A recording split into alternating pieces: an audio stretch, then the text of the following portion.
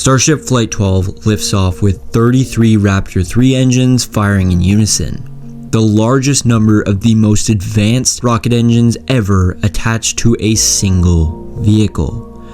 For about 2 minutes, everything is perfect. The largest rocket in human history is climbing through the atmosphere. All engines green, telemetry nominal, and then one engine shuts down. The booster separates. It flips to begin its return. An aggressive, fast rotation. When it tries to relight its engines for the boost back burn, only 5 come back online.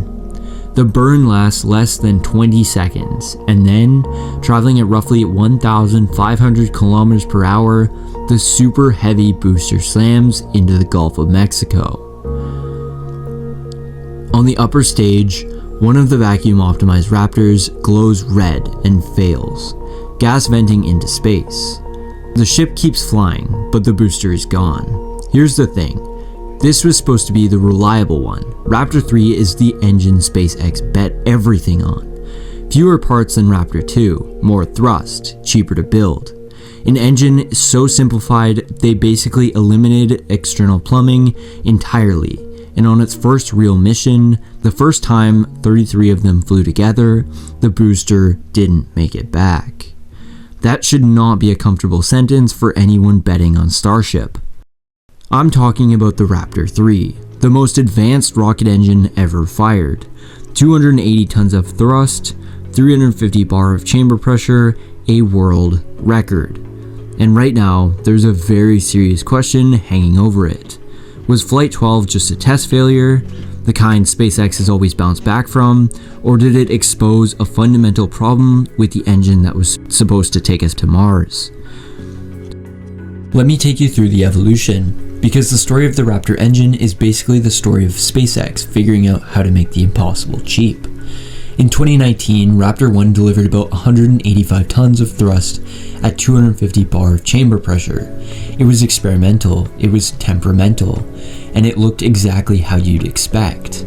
Pipes and sensors and wiring snaking all over the outside of the engine. It worked.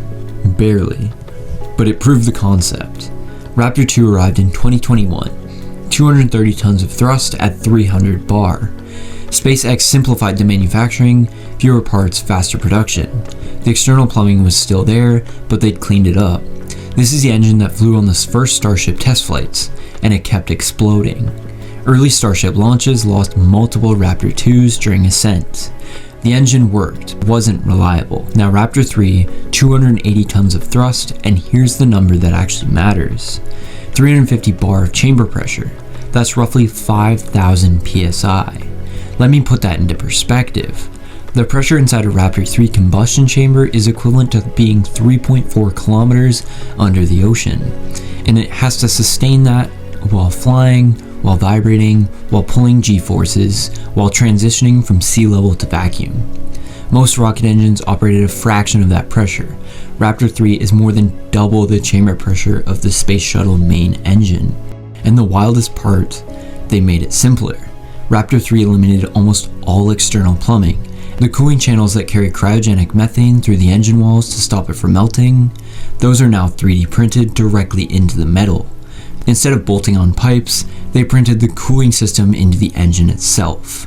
Fewer welds, fewer joints, fewer failure points. This engine is built almost entirely through metal additive manufacturing.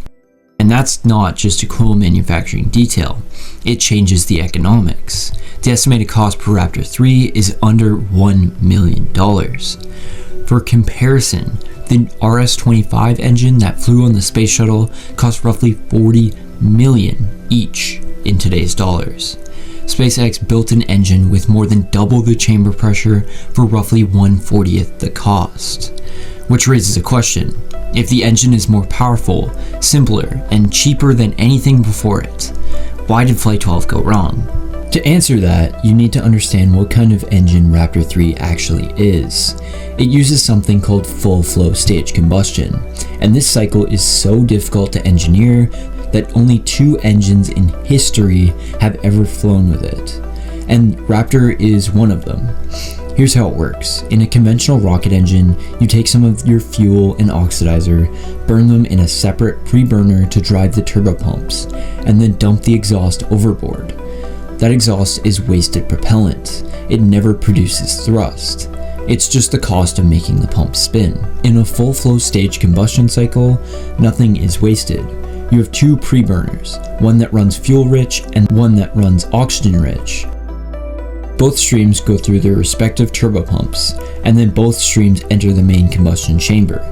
Every drop of propellant that enters the engine eventually exits through the nozzle and produces thrust. The result is the most efficient chemical rocket engine cycle that exists in practice. But efficiency isn't free.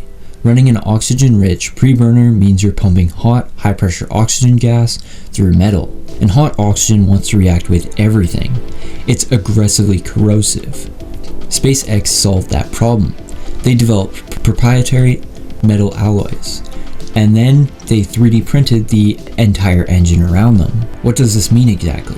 It means SpaceX effectively decoupled engine performance from manufacturing complexity.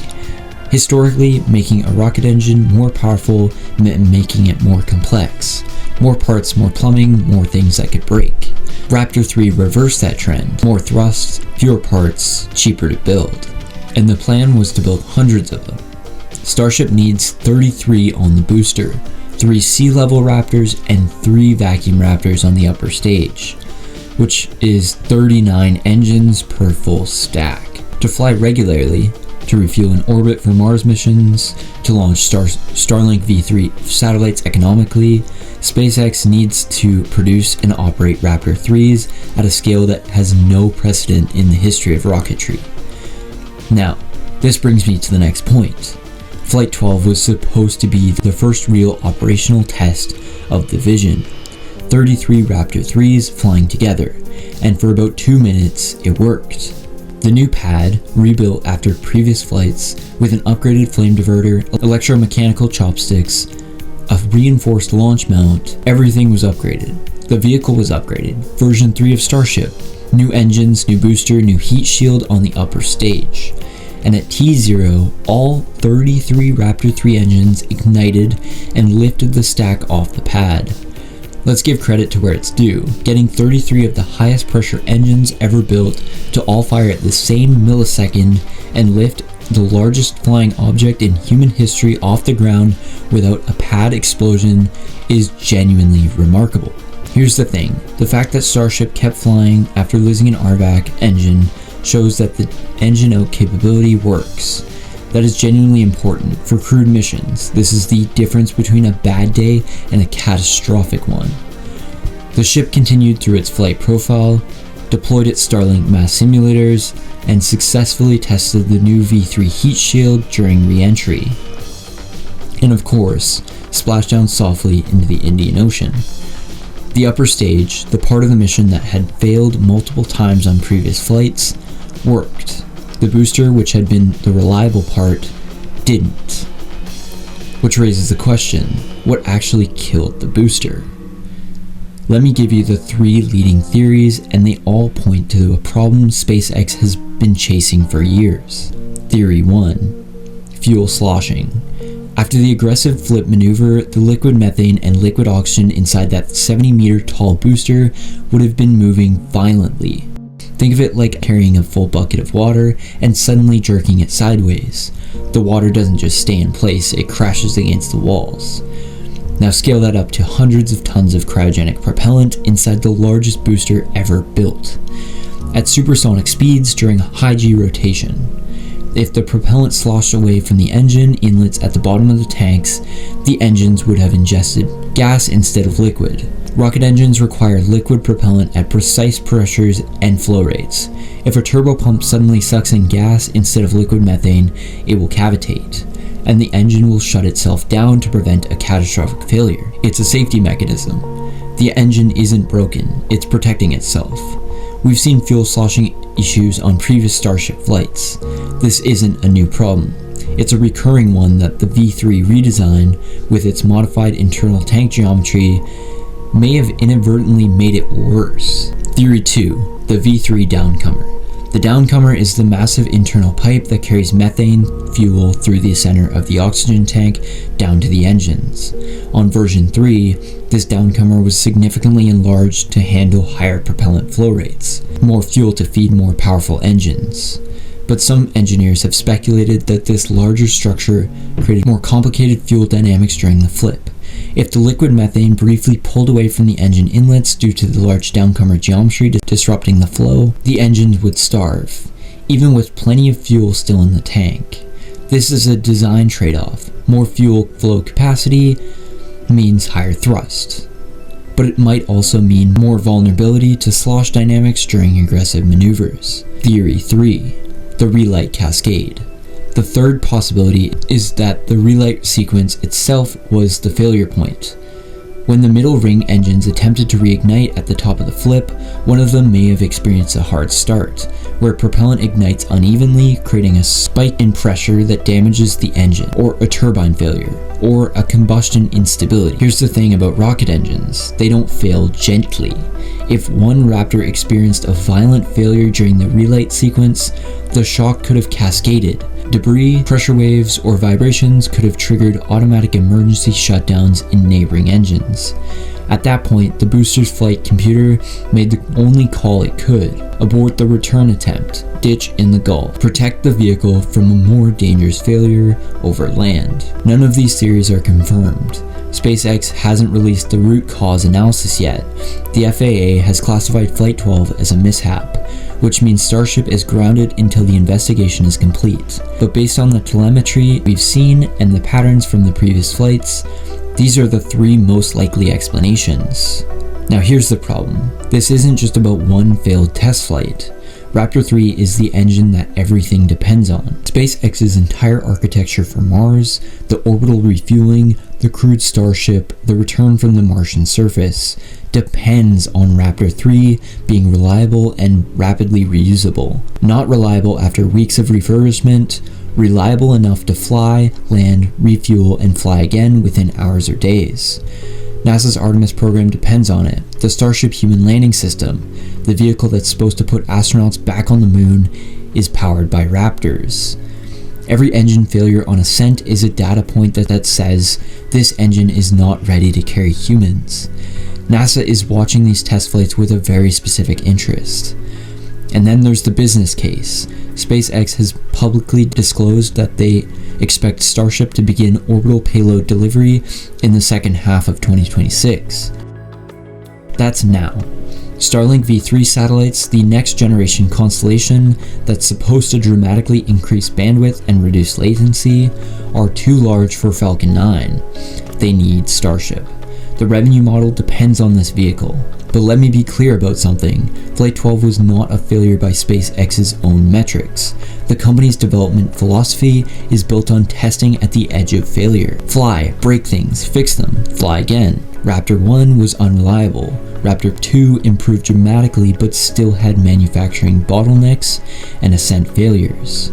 Raptor 3 is the most capable version yet, and Flight 12 generated an enormous amount of data about exactly how it behaves during an actual flight. The booster loss is expensive. The FAA investigation will create delays, but the upper stage completed almost all its objectives. The heat shield worked, the pad survived with minimal damage, the new flame diverter and launch mount did their job. The real question isn't whether Raptor 3 will work eventually, it's whether SpaceX can solve these problems fast enough for the deadlines that matter. Here's the thing about SpaceX. Their entire development model is built on the assumption that early flights will fail. Every Starship test flight has taught them something they couldn't learn on a test stand. Flight 1 destroyed the pad, Flight 2 lost the booster during the flip. Flight 7 had an upper stage explosion. Flight 12, the first with Raptor 3, lost the booster again. But each failure produced a better vehicle. The Raptor 3 that flies on Flight 13 will be different from the ones that flew on Flight 12. There are already reports that SpaceX is modifying the engine relight logic and the booster flip profile based on Flight 12 data. That's how this company operates. Raptor 3 is the most advanced rocket engine ever fired. it's also still a work in progress, and that tension between what it is and what it needs to become is the entire story of Starship. So here's my honest opinion and future outlook. Flight 13 will fly, probably with an expended booster, no catch attempt, just data collection. The FAA investigation will wrap in a matter of weeks, not months. And within the next 3 to 4 flights, we're going to see Raptor 3 do what it was designed to do: relight reliability, return a booster to the pad, and prove that a full flow stage combustion engine can be both the most powerful and the most reliable engine ever built. The physics is on SpaceX's side. The manufacturing is on SpaceX's side. The only question is the engineering, and engineering problems get solved. Thanks for watching. What do you think? Was Flight 12 a success that looked like a failure, or a warning sign that Raptor 3 has a deeper problem? Comment your thoughts below, and if you enjoyed this breakdown, consider subscribing.